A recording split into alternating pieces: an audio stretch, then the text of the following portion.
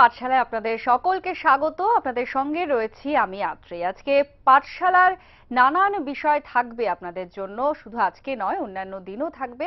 কিন্তু উচ্চ মাধ্যমিকের প্রস্তুতি কেমন হচ্ছে, কিভাবে নিলে উচ্চ মাধ্যমিকের বিষয়গুলোতে আরো ভালো নম্বর পাবে তোমরা সকলে, সেই নিয়েই কিন্তু আমাদের মিশন উচ্চ মাধ্যমিক।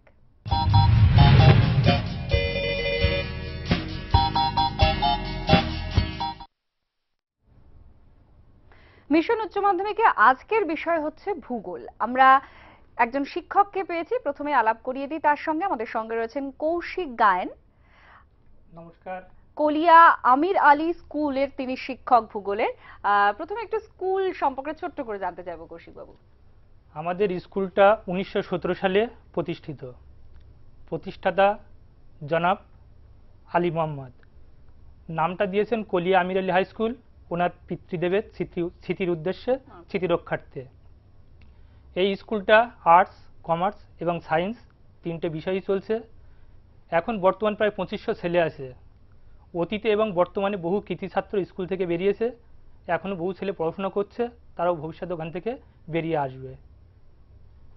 সকলকে তাহলে অল দ্য বেস্ট এই স্কুলের যারা পড়ুয়া রয়েছে, কারণ অনেক কৃতি ছাত্র এখান থেকে বেরিয়েছে এবং আগামী দিনে ভালো ফল করবে। উচ্চ মাধ্যমিকের অনেকেই নিশ্চয়ই ছাত্র রয়েছে এই স্কুলের। এবার বিষয়ে চলে আসি। হ্যাঁ, আজকের বিষয় যেহেতু ভূগোল, ভূগোল মানেই একটা ধারণা আছে আমাদের প্রচুর মার্কস তোলা যাবে, এবং সত্যি মার্কস তোলা যায়।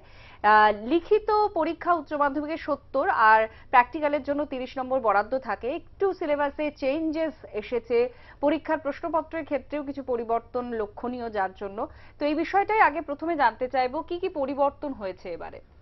আমি প্রথমেই বলি, যারা উচ্চ মাধ্যমিক পরীক্ষা দেবে তোমরা ছাত্রছাত্রী, তাদের উদ্দেশ্যে অন্যবারের তুলনায় এবছরটা একটু পৃথক ধরনের। কারণ এবারে কোশ্চেনের প্যাটার্ন অনেকটা পরিবর্তন হয়েছে। Short type answer, multiple choice question এগুলো বেশি ঢুকেছে। মোট যে 70 নম্বর পরীক্ষার হলে বসে পরীক্ষা দিতে হচ্ছে লিখিত, তার মধ্যে 35 নম্বর অবজেক্টিভ, তার মধ্যে 21 নম্বর থাকছে মাল্টিপল চয়েস এবং 14 নম্বর থাকছে শর্ট অ্যান্সার টাইপ কোশ্চেন। বাকি 35 নম্বর যেটাকে আমরা ব্রড কোশ্চেন বলছি, সেটারও অনেকগুলো ভাগ হয়েছে। এখানে 5টা ব্রড কোশ্চেন থাকে, প্রত্যেকটার মান 7 করে। কিন্তু এই 7-এর ক্ষেত্রে আমরা একটু ভালো করে লক্ষ্য করে দেখতে পারবো যে এটারও অনেকগুলো পার্ট ডিভিশন করা হয়েছে। কোনোটা 5+2, কোনোটা 4+3, অথবা 2+2+3, এভাবে ভাগগুলো করা হয়েছে।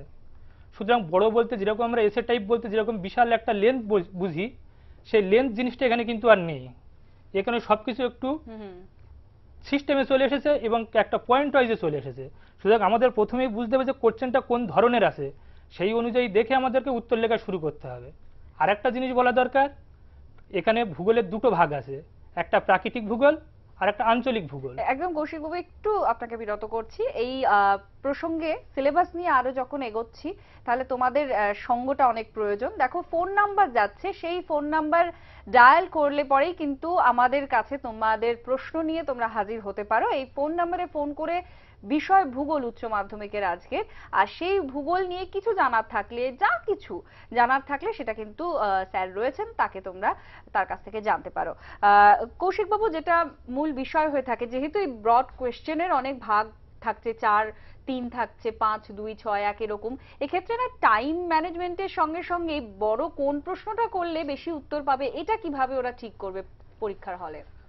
আমি প্রথমেই বলি যে এখানে একটু জিনিসটা বোঝার আছে যে ভূগোল মানে ছবি জিনিসটা আমাদের একটু অভ্যস্ত। আমরা ভূগোল বলতে আমরা কিছু ছবি জানতে চাই। এর মধ্যে দুটো ভাগ আছে, যেটা বলছিলাম প্রাকৃতিক ভাগ। সেখানে যখন আমরা একটা প্রশ্নের উত্তর লিখব, আগে আমরা দেখব যে কত নম্বরের প্রশ্ন আমরা অ্যাটেম্প করছি, তার প্রশ্নের ভ্যালুটা কত আছে। সেই ভ্যালু অনুযায়ী 2 থাকতে পারে, 3 থাকতে পারে, 5ও থাকতে পারে।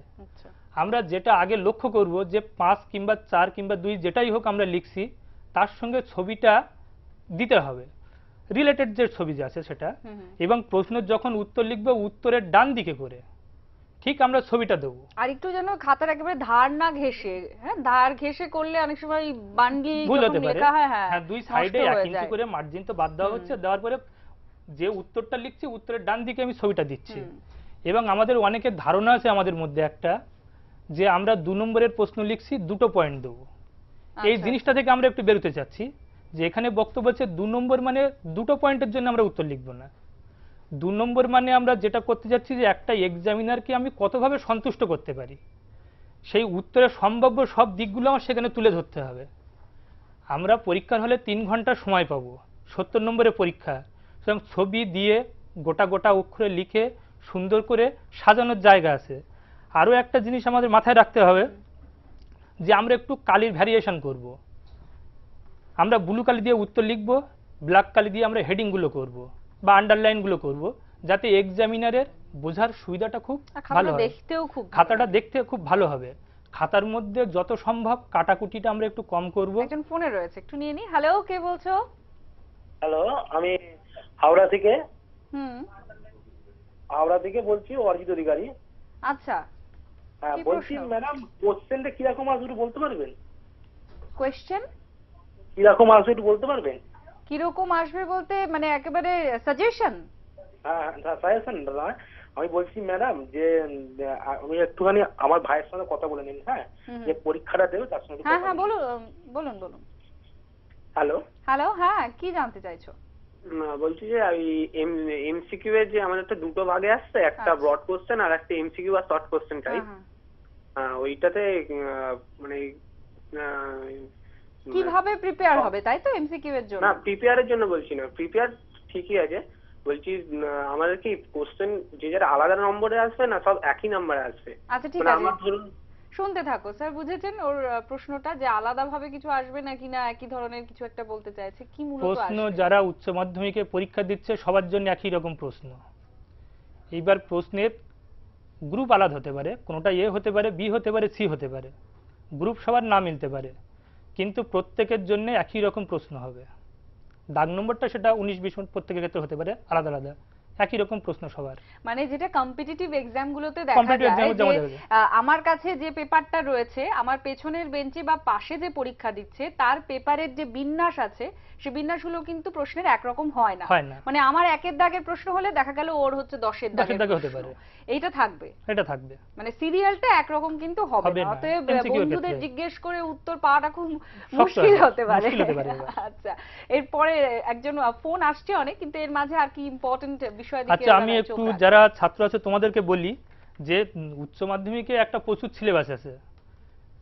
এই সিলেবাসে বেশি নম্বর পেতে গেলে কি করতে হয় সেই সম্পর্কে সামান্য কিছু আমি একটু টিপস দিচ্ছি, যে বিষয় ভিত্তিক প্রত্যেকটা চ্যাপ্টার ধরে কোনগুলো একটু বেশি ইম্পর্টেন্ট হতে পারে, কোনগুলোর উপরে আমরা একটু জোর দিয়ে পড়বো সেগুলো বলি। প্রথমে যেটা ছিল আমাদের ভূমিরূপ গঠনকারী প্রক্রিয়া বলে একটা চ্যাপ্টার ছিল, প্রথমে শুরু হয়েছিল ওটা দিয়ে। আচ্ছা, একটু বিরত করছি, ফোনে রয়েছে একজন। হ্যালো, কে বলছো? আমি নবনীতা বিশ্বাস বলছি, বনগা থেকে। হ্যাঁ, বলো। বলছি আমাদের কি ওএমআর শিটে পরীক্ষা দিতে হবে, মানে পার্ট 1 পার্ট 2 এইভাবে কি আসবে আমাদের? আচ্ছা, স্যার কি বলছে একটু শুনে নাও তাহলে। এটা এখনো সঠিকভাবে জানা যায়নি, তো যতদূর জানা যাচ্ছে বোর্ড এমসিকিউটা ওএমআর শিটে পরীক্ষা নেবে। আর যেমন আমরা ম্যাপ পয়েন্টিংটা দিয়ে দিতাম মাধ্যমিকে, ঠিক ওই রকম ওএমআর শিটে ওদের পরীক্ষা। ওএমআর শিটে মানে যেটা হচ্ছে ওএমআর প্রশ্নপত্র পাবে না ওরা, না মানে বাড়ি নিয়ে আসার জন্য পাবে না। প্রশ্নপত্র থাকবে কিন্তু অ্যানসার শিটটা জমা দিয়ে আসতে হবে। ওএমআর শিট অ্যানসারের ঘর থাকবে, তো জমা দিতেই হবে। ঘর থাকবে 1 নম্বরের ঘরে 3টে কি 4টে বক্স থাকবে, যেটা সেই বক্সটা কালো করতে হয়, এইভাবে যেটা থাকে। আচ্ছা, মানে ওই মধ্যেই ওটার মধ্যেই ফিলআপ করে দিয়ে আসতে, মানে ওই প্রশ্নপত্রটা বাড়িতে ওরা নিয়ে আসতে পারবে? হ্যাঁ, প্রশ্নপত্র বাড়িতে নিয়ে আসতে পারবে, ওএমআর শিটটা আলাদা থাকবে। আচ্ছা, এবার যেটা বলছিলেন আপনি। হ্যাঁ, আমি এইবার যেটা বলছিলাম যে চ্যাপ্টার অনুযায়ী বলছি যে কিরকম ইম্পর্টেন্ট হতে পারে। প্রথমে যেটা আছে আমাদের যে পর্যায়ন থেকে আমরা আরোহণ অবরোহণ দুটো জিনিস ভালো করে পড়বো, এবং পর্যায়ন জিনিসটা কি পড়বো এটা দরকার। তারপর যেটা আছে ভৌমজল, এর মধ্যে অ্যাকুইফারের সংজ্ঞাটা খুব ইম্পর্টেন্ট হচ্ছে, এটা পড়তে হচ্ছে। বা শিলার মধ্যে যে সমস্ত ব্যাপারগুলো থাকছে জলের মধ্যে, তার মধ্যে একটা হচ্ছে ভৌমজলের উৎস কোনগুলো, ভাদর জল বলতে আমরা কি বুঝছি, বা চুনাপাথরযুক্ত অঞ্চলে জলের দ্রবণ কাজের ফলে কি কি ভূমিরূপ গঠিত হচ্ছে, এই বিষয়গুলো আমরা একটু জোর দিয়ে পড়ব। তারপরে যেটা থাকছে তার মধ্যে আমরা পড়ব সমুদ্র তরঙ্গের মধ্যে দুটো জিনিস, একটা হচ্ছে গঠনকারী তরঙ্গ, আর একটা আমরা যেটাকে বলি ধ্বংসাত্মক তরঙ্গ। দুটোর মধ্যে পার্থক্যটা বেশি ইম্পর্টেন্ট বলে আমার মনে হয়েছে। আরও যেটা আছে সামুদ্রিক খিলান, সামুদ্রিক ক্ষয়ের ফলে গঠিত বিভিন্ন ভূমিরূপ, এইগুলো। এছাড়া থাকছে প্রবাল প্রাচীরটা যখন আমরা পড়ব তার সৃষ্টির কারণ, শ্রেণীবিভাগ, এভাবে পড়ে আসবো। দ্বিতীয় যেটা মনে হয়েছে, ক্ষয়চক্র থেকে ডেভিসের ক্ষয়চক্রের 3টে পর্যায় আছে এবং ডেভিসের ক্ষয়চক্রে কিছু পূর্ব শর্ত আছে। 3টে পর্যায়ের যে কোনো একটা পর্যায় পরীক্ষায় থাকতে পারে কিংবা পূর্ব শর্ত থাকতে পারে। অথবা পেঙ্কের যেটা শুষ্ক অঞ্চলের ক্ষয়চক্র, সেখানে যৌবন পর্যায়ে কি কি ভূমিরূপগুলো গঠিত হচ্ছে সেটা থাকতে পারে। ডেভিস এবং পেঙ্কের মধ্যে একটা তুলনামূলক আলোচনা থাকতে পারে, এটা আমার মনে হয়েছে। এখানে সব থেকে বেশি যেটা ইম্পর্টেন্ট সেটা হচ্ছে পুনর্যৌবন লাভ। পুনর্যৌবন লাভ এবং পুনর্যৌবন লাভের ফলে কি কি ভূমিরূপগুলো এখানে সৃষ্টি হয়েছে সেটা আমরা কিন্তু ভালোভাবে পড়বো। এটা আমার খুব ইম্পর্টেন্ট বলে এটা মনে হয়েছে। তারপরের বিষয় আছে জল নির্গম প্রণালী। জল নির্গম প্রণালী থেকে বহু এমসিকিউ থাকছে, শর্ট টাইপ অ্যান্সার থাকছে এবং এখানে 2 নম্বর কিংবা 3 নম্বরের প্রশ্ন মানে থাকছে। খুবই খুঁটিয়ে খুঁটিয়ে এই খুবই খুঁটিয়ে চ্যাপ্টারটা পড়তে হচ্ছে পড়তে হবে। একটা চ্যাপ্টার। ফোন রয়েছে, একটু নিয়ে নি। হ্যালো, কে বলছো? হ্যালো, আমি ব্যারাকপুর থেকে স্বপ্না পাল বলছি। হ্যাঁ বলো স্বপ্না। হ্যাঁ, বলছি যে এবার আমাদের কি ওএমআর শিটে পরীক্ষা হবে? সবাই এই প্রশ্নটা সবাই করছে। একই প্রশ্ন করছে। আচ্ছা, এটার উত্তর দেওয়া হয়েছে, তাও আরো একবার বলে দিন। হ্যাঁ, ওএমআর শিটে পরীক্ষা হবে, যেটা হচ্ছে এমসিকিউ যেগুলো আছে ওএমআর শিটে পরীক্ষা মানে এটা কি হচ্ছে। একদম কনফার্ম যে ওএমআর শিটই হবে? সেটা কনফার্ম না, বোর্ড তো বিভিন্ন সময় বিভিন্ন নির্দেশ দিচ্ছে। আর কিন্তু বলছি যে আমাদের যে প্রজেক্টটা করা হয়েছে, তো প্রজেক্টের মানে মূল্যটা কি আছে সেটাই তো বুঝতে পারছি না। প্রজেক্টের মূল্য অবশ্যই থাকবে। যেটা প্রজেক্ট করা হয়েছে, প্রজেক্ট মানে কোনো একটা বিষয়ের উপরে আমরা পরিকল্পনা করবো, সেটা কিভাবে সম্ভব হচ্ছে? প্রজেক্টের উপর ভিত্তি করে। এই জন্য এর গুরুত্ব অপরিসীম, কারণ প্রজেক্টের উপর ভিত্তি করে একটা আমরা মূল্যায়ন করব।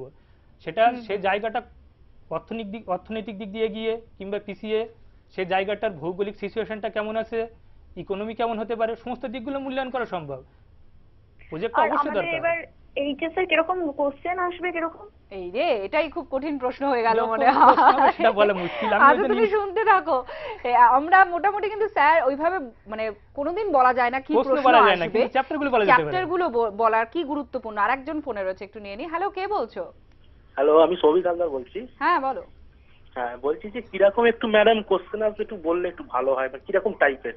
আচ্ছা, কিরকম টাইপ? আমরা অনেক মানে সবাই আসলে যা হয় পরীক্ষার আগে শেষ মুহূর্তে যে কি প্রশ্ন আসবে, স্যার কিন্তু বলে যাচ্ছেন যে কোন কোন চ্যাপ্টারগুলো এখন মানে খুব ইম্পর্টেন্ট।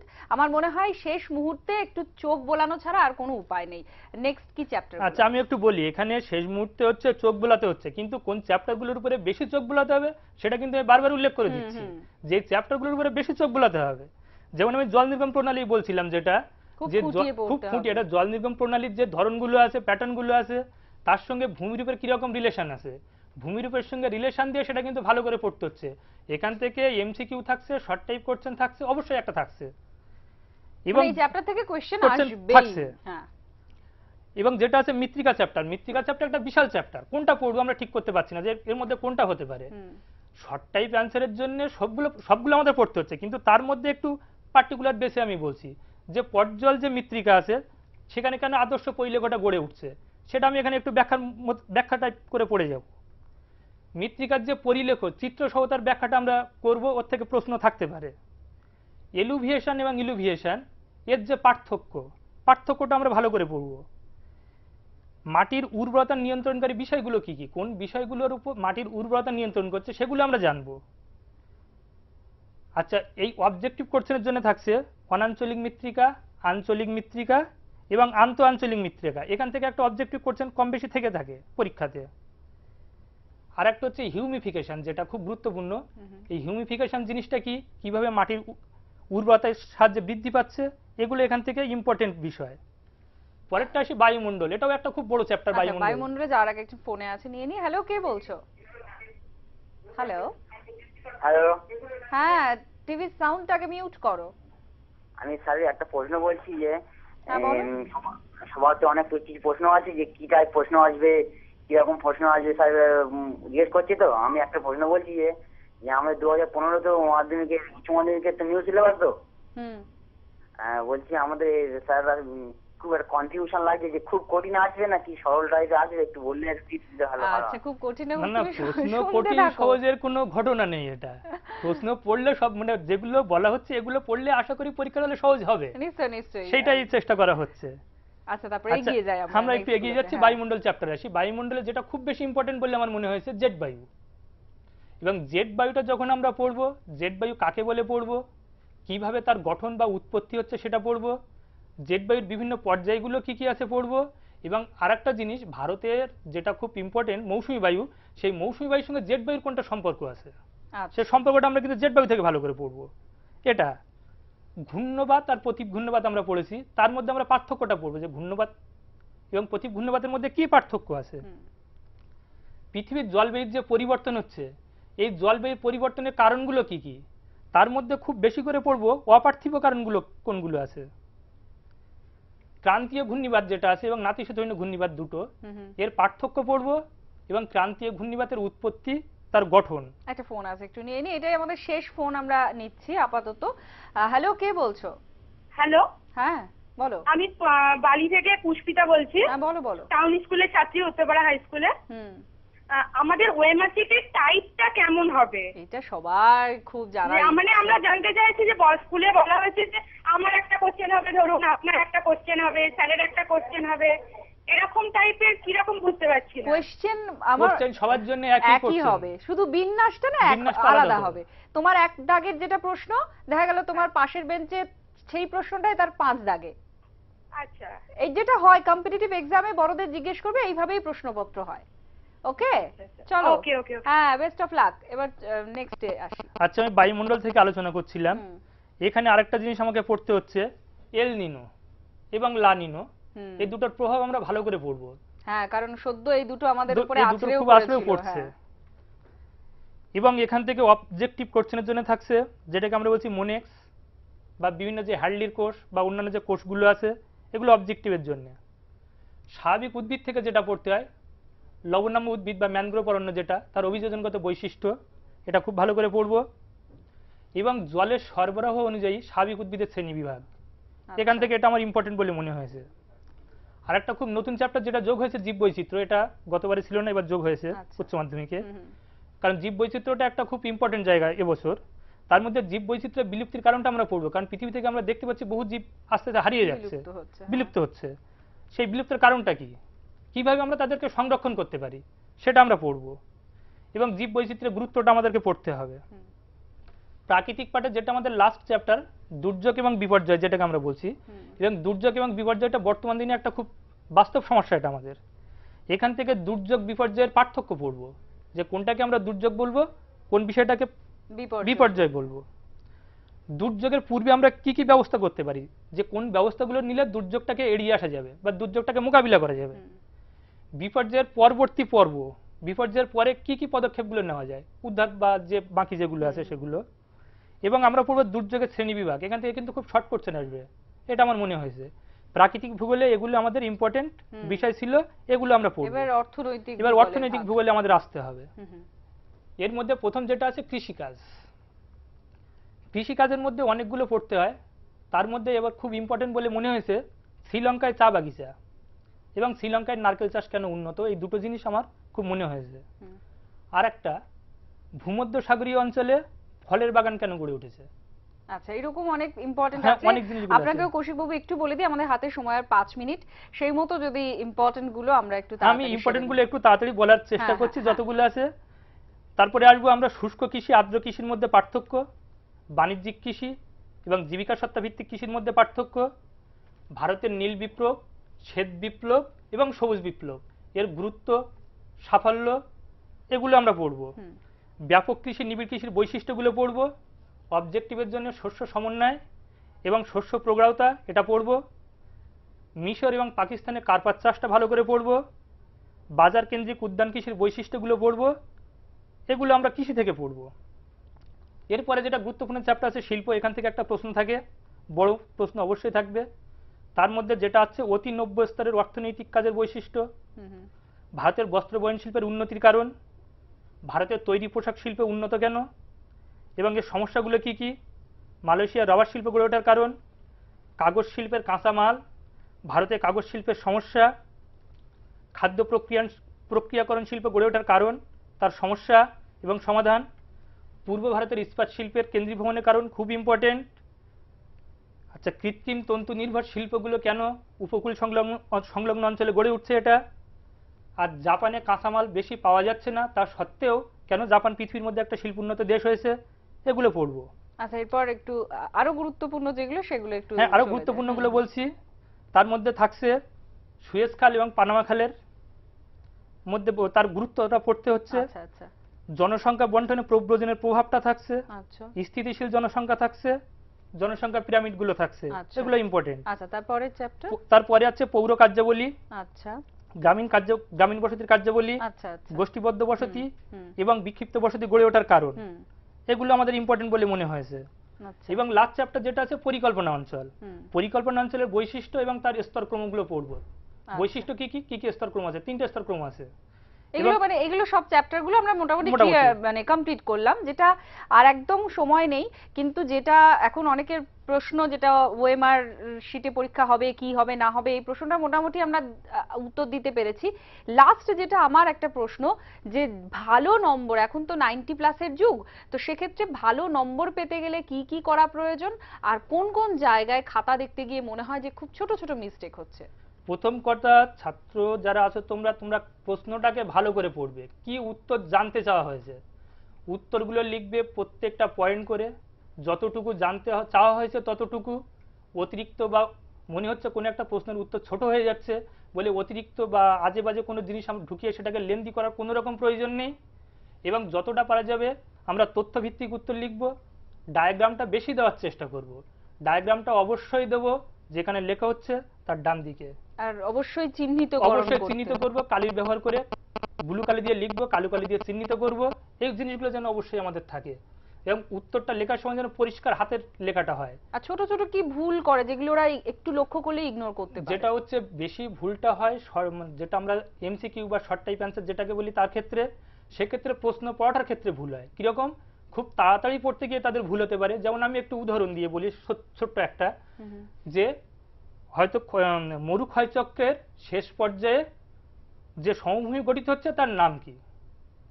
বহুজন ভুল করে উত্তরটা লিখছে ইনসেলবার্স, কারণ ইনসেলবার্সটা হচ্ছে সমপ্রায় ভূমি। যদি বলা হয় সমভূমিটা কি হবে, সেক্ষেত্রে কিন্তু অবশ্যই সময়টা বাজাতে টার্মগুলোকে হবে। খুব খেয়াল টার্মগুলো রাখতে মানে হয়। কোশ্চেনটা কি জানতে চাওয়া হচ্ছে সেটা আমাদের ভালোভাবে পড়তে। দেখা যাচ্ছে অনেক কোশ্চেন জানা আছে, কিন্তু আমরা পড়ার জন্য তাড়াতাড়ি এটা তাড়াহুড়ো করতে গিয়ে আমাদের ভুলটা হয়ে যাচ্ছে। সেদিকটা আমরা একটু খেয়াল রাখবো যে প্রশ্নটা ভালো করে পড়বো, উত্তর অবশ্যই আমাদের জানা। এই প্রসঙ্গে আরেকটা জিনিস বলার আছে, যে এখানে কিছু প্রশ্ন হবে নিজস্ব চিন্তা ভাবনা ভিত্তিক, যে ছাত্রছাত্রীরা কতটা তাদের বোধের ক্ষমতা হয়েছে, তাদের কতটা বোধ হয়েছে, তার থেকে তারা কতটা মানে বোধমূলক প্রশ্ন, বোধমূলক যেগুলো প্রশ্ন, তারা কতটা অ্যাপ্লিকেশন আমাদের দিতে পারছে, হুম। তারা কতটা উপলব্ধি করতে পেরেছে, তার উপর ভিত্তি করে তারা কতটা উত্থাপন করতে পারছে, সেটা সম্পূর্ণ তাদের নিজস্ব চিন্তা ভাবনা। এরকম কিছু থাকবে, এরকম থাকেই থাকবে। এরকম, হ্যাঁ। সেটা হয়তো সেটা জানা জিনিস, কিন্তু সেই জানা জিনিসটা নিজস্ব চিন্তা ভাবনা থেকে ভালো লিখতে করে হবে। প্রশ্নটা পড়ার খুব দরকার। খুব আর দরকার প্রশ্নটা। একদম আমরা শেষের মুখে চলে এসেছি, আর একদম সময় নেই, আমাদের শেষ করতে হবে। সকল পরীক্ষার্থীকে আমাদের তরফ থেকে অনেক শুভেচ্ছা। আর বারবার মানে আমরাও যেহেতু এই কঠিন সময়গুলো পেরিয়ে এসেছি, তাই জানি একটু মাথা ঠান্ডা করে ভালো করে প্রশ্নপত্রটা পড়ে আগে নিজের উত্তরটা লিখে নেবে যেগুলো পারবে, তারপর বন্ধুদের কাছে জিজ্ঞেস করার পর্বটা একটু সময়টা রেখে পড়ে, ওটা না হলে ভালো হয়। হ্যাঁ, আগে নিজেরটা আগে কমপ্লিট করে নেবে। সবাই নিজের খাতা কমপ্লিট করবে, তারপরেই কিন্তু একটু জিজ্ঞেস করার বিষয় কোনো থাকবে। প্রশ্নের উত্তর যেন বাদ না যায়, এটা একদম। ভালোভাবে রাখবে মাথায়, তাহলে ঠিক আছে। অনেক সেটাও ধন্যবাদ আপনাকেও, অনেক অনেক ধন্যবাদ। এত সুন্দর পরামর্শ তোমরা একদম পরীক্ষার দোরগোড়ায় কিন্তু পেয়ে গেলে, আর এর জন্য অবশ্যই ধন্যবাদ আমাদের কাছে যেমন প্রাপ্তি থাকছে আমাদের, আর অবশ্যই স্যারদেরও অনেক অনেক ধন্যবাদ। দেখতে থাকুন আর প্লাস, সবার আগে সবার পাশে।